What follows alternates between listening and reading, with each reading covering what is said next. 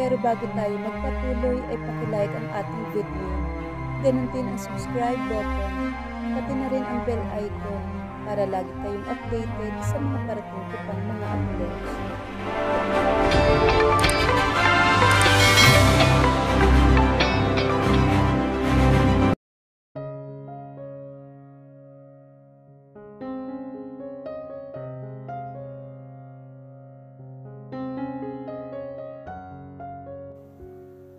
Hindi ako makapaniwala. Ibinigay ng jury ang custody ng bata sa kabilang kampo. Wala pang 5 taon ang anak mo. Dapat sa ina muna ang bata habang lumalaki.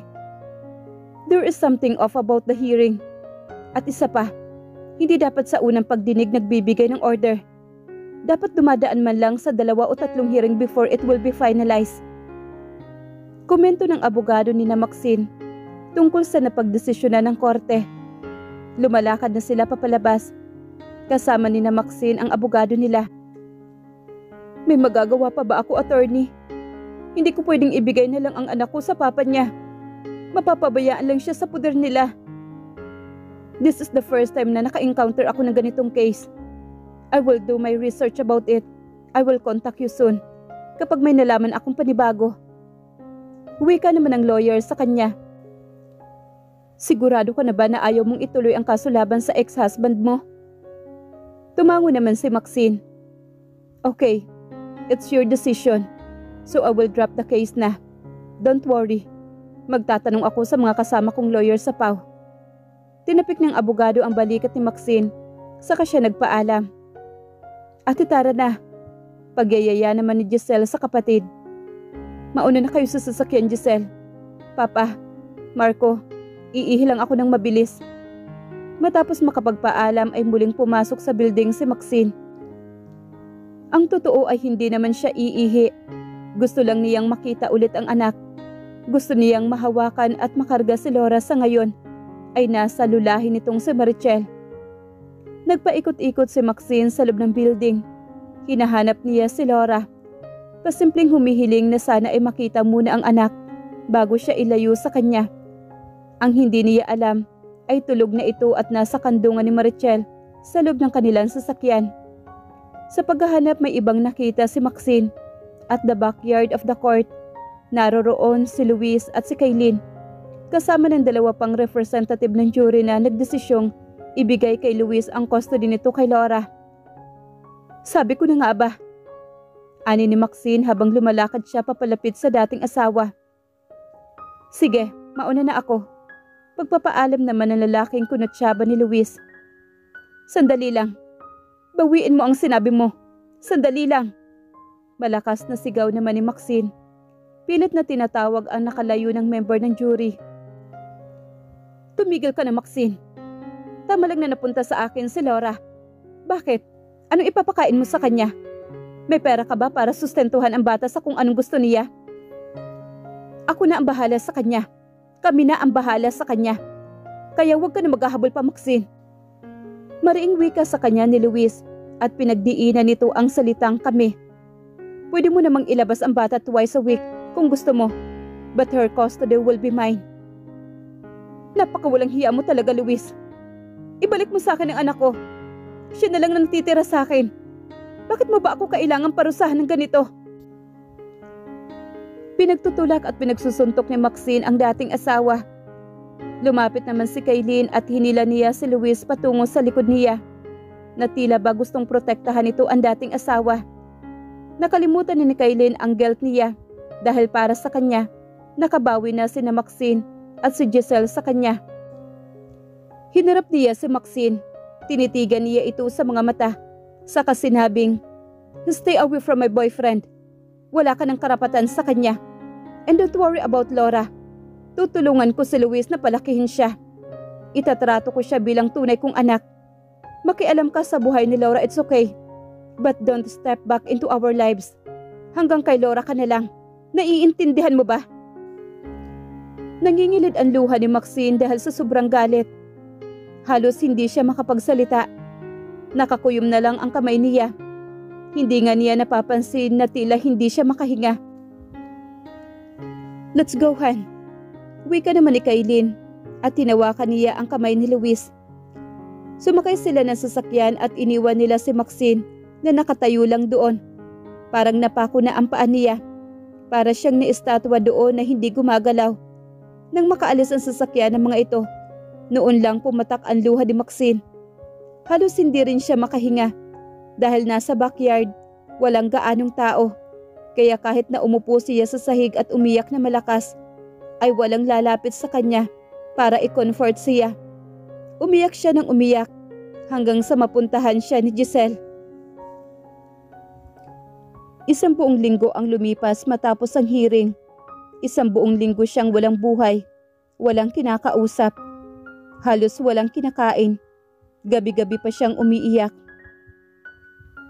Sabi ng kanyang lawyer ay wala na daw pag-asa na makuha ang custody ni Laura, lalo pat nakapagdesisyon na ang judge. Sinabi rin ito para mabuksan ulit ang kaso ay maging emotionally psychological at higit sa lahat ay financially stable siya. Hindi na alam ni Maxine ang nangyayari sa paligid. Maging ang pamilya niya ay halos ayaw na niyang papasukin sa buhay niya. Ikinulong niya ang kanyang sarili sa kwarto nila ni Giselle.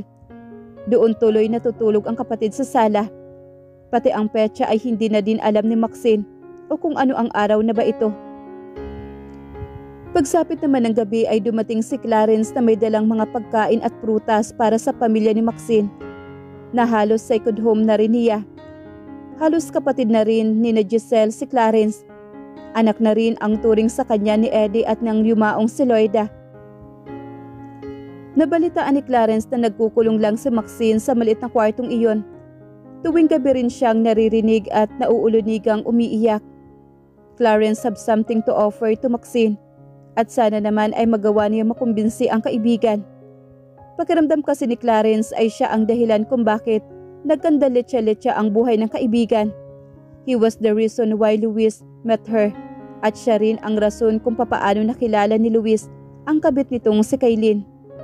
Kung alam lang niya noong birthday niya na mag-uumpisa ang pagdurusa ni Maxine, sana ay hindi niya tinakasan ang conversation with Kaylin. Sana ay hindi niya hinayaan na mag-interact ang dalawa. Kumatok si Clarence sa pintuan ng kwarto kung saan tumutuloy si Maxine. Nakaabang lang sina Eddie, Giselle at Marco kung pagbubuksan ba siya ni Maxine. "Pagbuksan mo na ako please." Pagtawag naman ni Clarence behind the door at sinundan niya ulit ng katok. Sasambitin ulit sana ni Clarence ang pangalan ng kaibigan pero biglang bumukas naman ang pintuan. "Nasaan ba ang ilaw dito, Maxine? Nakakaloka ka ha? Para namang katatakutan itong kwartong to." Panluloko naman ni Clarence. Kinapa niya ang dingding, malapit sa pintuan at nakapan naman niya agad ang switch ng ilaw. Nung malaman niyang may kabit na si Luis, ang agad na napansin ni Clarence ay ang wedding ring na nasa daliri pa rin ni Maxine. Lumapit si Clarence sa kama at umupo sa tabi ng kaibigan. "So ano na mangyayari ngayon?" Iyon lang ang itinatanong ni Clarence, pero lumuha na lang bigla si Maxine. Kaya hindi na siya nagulat pa. "Hindi ko na kaya, Clarence." Wika naman ni Maxine habang umiiyak. "Naiintindihan ko kung ano nararamdaman mo, Maxine. Pero hindi naman pwedeng ganito ka nalang palagi." Kunot noong pagkakasabi naman ni Clarence. Umupo siya at hinarap niya si Maxine. Hinawakan niya ang mga kamay nito. "It's all my fault, Maxine. Kung hindi ko lang tinulungan si Luis na ligawan ka, siguro kasal ka ngayon sa ibang lalaki na mas deserving. Or kung hindi lang ako nag-inarte noong 31st birthday ko, hindi sana malalapit ang loob ni Luis sa bruhang yun na si Kaylin." Pinaghalong galit at hinanakit ang makikita sa mga mata ni Maxine. "Galit na galit ako sa kanilang dalawa, Clarence.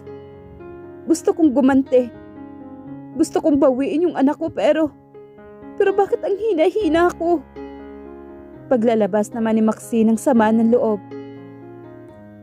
Pati si Giselle na nakikinig sa pintuan ay naiyak na rin dahil sa pinagdadaanan ng ate niya. "Tutulungan kita, Maxine. Para naman makabawi ako sa'yo. Tutulungan kita sa kahit na anong paraan. Pero kailangan mo munang tulungan ang sarili mo." Nakatitig lang sila sa mata ng isa't isa. Yung sakit na dinadala ni Maxine ay ramdam na ramdam ni Clarence. Mag-aral ka ulit, Maxine. Di ba 4th year ka na sana? Pero, bago pa makabuo ng isang salita si Maxine, nagsalita na ulit si Clarence. Tutulungan kita. Sa July magbubukas ang klase sa university na pinapasukan ko sa China. Nakapag-inquire na ako roon. Ikikredit naman nila ang napag-aralan mo dito sa Pilipinas. May backer din ako sa Beijing University, kaya siguradong hindi ka mahihirapan sa admission. May tita rin ako doon. Pwede kitang i-refer sa business niya at mag-part-time ka doon. Ang totoo, the moment I found out na may kabit nga si Luis, binuo ko na ang plano na ito. Natameme naman si Maxine. Mula naman sa labas, ay biglang sumabat naman si Giselle. Umuo ka na ate. Umalis ka na muna at magsimula ng panibagong buhay. Magiging okay naman kami dito. Inalis ni Maxine ang tingin mula sa pintuan. Tiningnan niya si Clarence. Nakita niya ang matamis na ngiti nito. Sa loob ng halos isang buwan ay nakumpleto ni Maxine ang mga dokumentong kailangan niya. Sa loob ng panahong iyon ay hindi na niya nakita pa si Luis at si Kailin. At sa loob ng 1 linggo, nakasama naman niya si Laura ng 1 o 2 araw. Tuwing kukuhanin niya ang anak, nakikipagkita na lang siya sa yaya ni na Marichel o di kaya naman ay si Ernesto mismo ang nakikipagkita para ibigay si Laura. Hindi pa rin matanggap ni Ernesto na basta na lamang itinapon ng kanyang anak ang isang diamond para sa isang bato. Nanatili pa rin si Maxine ang gusto niya, habang si Marichel naman ay sayang-saya para kay Kailin. Papa pa rin ang tawag ni Maxine kay Ernesto. Dahil sa panahon nagsasama pa sila ni Luis, Ernesto became his second father. As in anak na anak ang turing ni Ernesto kay Maxine. At hindi niya nakakalimutan ang pagtanggap sa kanya ng dating father-in-law. Nagkita ang dalawa sa isang establishment dahil inihatid ni Ernesto ang apo papunta sa ina ng bata. Sige na papa, aalis na kami ni Laura. Bukas na lang po ulit. Pagpapaalam naman ni Maxine kay Ernesto. Mamaya, saglit lang anak. Natigilan naman si Maxine sa pagtayo dahil sa pagpipigil sa kanya na matanda. May dinukot si Ernesto galing sa bulsa ng kanyang coat. Maya-maya ay nag-abot siya ng sobre kay Maxine. Para sa iyo yan anak. Tinanggap ni Maxine ang sobre sa kaniya, binuklat at tiningnan. Ganun na lamang ang gulat niya na makita ang makapal na tigi 1,000 piso sa loob nito. Papa, hindi ko yan matatanggap. Iniabot naman pabalik ni Maxine ang pera, pero itinaboy lang ni Ernesto ang kamay niya. Sa'yo yan. Kulang pa nga yan sa lahat ng atraso ng pamilya namin sa'yo at sa pamilya mo. Tanggapin mo na anak, dahil sa'yo talaga yan. Pera mo yan. Pagpupumilit naman ni Ernesto para lang tanggapin ni Maxine ang halos 50,000 na halaga. Maluhaluhang ngumiti naman si Maxine dahil sa sobrang bait ng kanyang ex-father-in-law. Hindi ko makakalimutan ang kabaitan mo, papa. Wika niya rito. Ganoon din ako anak. Kung darating man ang panahon na bumalik kayo ni Luis sa dati niyong pagsasama, ako ang unang-una na sasalubong sa'yo pabalik. Saglit pang tumagal ang usapan nila hanggang sa magpaalam na sila sa isa't isa. Nang umalis sa lugar na pinagkikita ang dumiretso naman si Maxine sa isang jewelry shop para ibenta ang kanyang wedding ring. Kailangan niya ng pera dahil marami siyang inutangan para lang maasikaso ang kanyang mga papeles. Bukod pa doon ay kailangan niya ng pocket money papunta sa China. Malapit na siyang umalis. Sobrang bilis lang talaga ng panahon. Just 2 months ago, nasa bahay lang siya, nag-aasikaso sa kanyang mag-ama. Tapos ngayon, aalis na siya ng bansa para magpatuloy na pag-aaral sa China. May pila sa jewelry shop. Marami kasi ang gustong magsanla ng mga alahas nila. Iniisip ni Maxine kung ano nga ba ang kwento sa likod nito. Ano kaya ang pinagdadaanan nila? Dala niya doon ang anak hanggang sa sila naman ang next na inasikaso. Yes, ma'am. Tanong sa kanya ng may-ari ng shop. Magbebenta po ako. Ano yan, ma'am? Pwede po bang patingin? Mabilis na kinuha naman ni Maxine ang singsing niya na nasa loob ng kanyang wallet. Inabot niya iyon sa matandang babae. Nang makita ng shop owner ang ibebenta ni Maxine, tila ba hindi ito makapaniwala at tila ba nagtatanong sa kanya na, sigurado ka ba na ibebenta mo to? Ma'am, mukhang wedding ring to ah. Sure ba kayo na ibebenta mo to? Tumango naman si Maxine. Siniyasat naman na matanda ang singsing and she know right away na mamahalin ang singsing na iyon. Magkano po ito nang binili para mapresyohan ko ng tama? 20,000 po. Hindi na nagulat ang babae. Ilang taon na siya sa upuang yung tumitingin ng iba't ibang alahas kaya hindi na siya maluloko pa. Sige, dahil second hand at hindi na kasing bago, ibibigay ko ng 10,000. Okay ba yun, ma'am? Sumang-ayon naman si Maxine dahil para sa kanya, wala na ring halaga ang singsing na iyon. Naghihintay si Luis sa labas ng shop na pinasukan ni Maxine. He waited for like an hour bago lumabas ang kanya mag-ina sa loob ng jewelry shop. Hindi niya alam kung bakit pa niya sinusundan ang ama, kung saan ito kikitain ng ex-wife niya, at mas lalong hindi niya alam kung bakit siya naroroon at parang nag-i-stalk siya. It's because of Laura. No more, no less. Just because of my daughter. Pagkukumbinsi naman niya sa sarili. Karga ni Maxine ang anak at masaya silang lumalakad papalayo. Naghintay sila sa loading and unloading zone ang kanyang mag-ina. Nang may humintong bus ay sumakay na sila doon. Nang makaalis ang mga ito, pumasok naman si Luis sa shop. Wala nang pila ng panahong iyon, kaya diretso siyang nakapunta sa counter. Yes sir, magsasanla, magbebenta o bibili? Ang totoo, I'm going to ask you something. Yung babae na may kasamang baby, bakit po siya pumasok dito? Tumingala naman ang matandang babae kay Luis. Siniyasat niya ang mukha nito. Nagbenta siya ng wedding ring. Bakit? Mataray na saan naman ang babae sa kanya. Pwede po bang makita ang singsing? Wika naman niya rito. Kinuha naman na matanda ang singsing ni Maxine. Iniabot niya iyon kay Luis. At na makita nito ang singsing, basta na lang siyang nagalit. Bibilhin ko to. Mabilis na wika naman ni Luis. 20,000. Todo na yan. Nabili ko na yan kaya ibebenta ko ng mas mataas ang presyo. 20,000 pesos? Bakit? Magkano niyo po ba ito nabili? Sabi ng babaeng yon, 20,000 daw yan. Pinili ko ng 10,000. Nagsinungaling si Maxine. Nabili ni Luis ang singsing na iyon sa halagang 40,000 pesos. Pinasadya pa niya yun at the inner part, nakaukit ang pangalan ni Maxine. Naglabas si Luis ng pera at binili niya ang singsing. Galit na galit siya. At ang lalo niyang ikinagagalit ay ang katangahan niya dahil hindi niya alam kung bakit siya nagagalit. Sinulit ni Maxine ang isang araw na kasama si Laura. Ang sumunod na araw ay inilaan niya para sa pagre-check ng mga inimpake niya. All of her documents are placed in one plastic envelope at nasa kailaliman na iyon ang kanyang maleta. Si Marco ang nag-drive ng sasakyan nila papunta sa NAIA. Si Eddie naman ay nasa front seat at ang dalawang babae ay nasa passenger seat. Lahat ng bagahe niya ay nasa trunk, isang malaking maleta at isang maliit. Si Clarence naman ay nasa daan na rin papunta sa airport. Magkikita na lang sila doon na magkakaibigan. Nasabi na rin ni Clarence sa auntie niya about the time of flight ni Maxine at ang posibleng time na arrival niya sa Beijing, China. Nauna si Clarence sa airport kaya ilang minuto pa siyang naghintay sa pagdating naman ni Maxine. Hindi naman siya nabagot sa paghihintay dahil dumating naman agad ang pamilyang Santiago. Si Marco at Eddie naman ang humila sa mga bagahe ni Maxine papasok ng departure area. Dahil hindi na pwede ang mga tagahatid sa pinakaloob ng area, sa labas na lang sila nagpaalam sa isa't isa.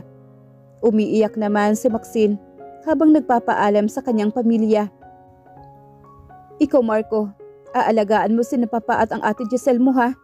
Huwag ka nang pasaway sa kanila dahil matanda ka na. O ikaw Giselle, ang tanda-tanda mo na, mag-asawa ka na at huwag mo nang problemahin ang mga bagay-bagay. Bawasan mo na rin yung katapangan mo. Nakakatakot ka eh.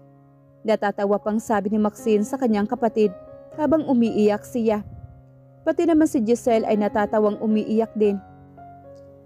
Papa, ikaw, mahal na mahal kita. Maghintay ka, nag-graduate ako ha. Ipapagawa kita ng bahay gaya ng pangako ko noong high school pa lang ako. Niyakap naman ni Ernesto ang daughter-in-law niya. Tapos ay si Clarence naman ang hinarap ni Maxine. Clarence, maraming salamat ha. Ano ka ba? Wag mo nang sabihin yun. Walang sagot naman sa kanya ni Clarence. Niyakap naman na mahigpit ni Maxine si Clarence. Mamimiss kita, Maxine. Mag-reset ka na ng buhay mo sa China ha. Din babalikan mo kami dito. Hihintayin ka lang namin. Biglang pagseryoso naman ni Clarence. Dala ang regalong libro ni Clarence. Hinila na ni Maxine ang kanyang mga bagahe. Bago siya pumasok, nilingon muna niya ang mga ito at saka siya kumaway. Napangiti siya, saka siya nagpatuloy sa paglalakad. Hindi niya alam ang naghihintay sa buhay niya sa China, pero sisiguraduhin niyang hindi niya aaksayahin ang pag-asang ibinigay sa kanya ni Clarence.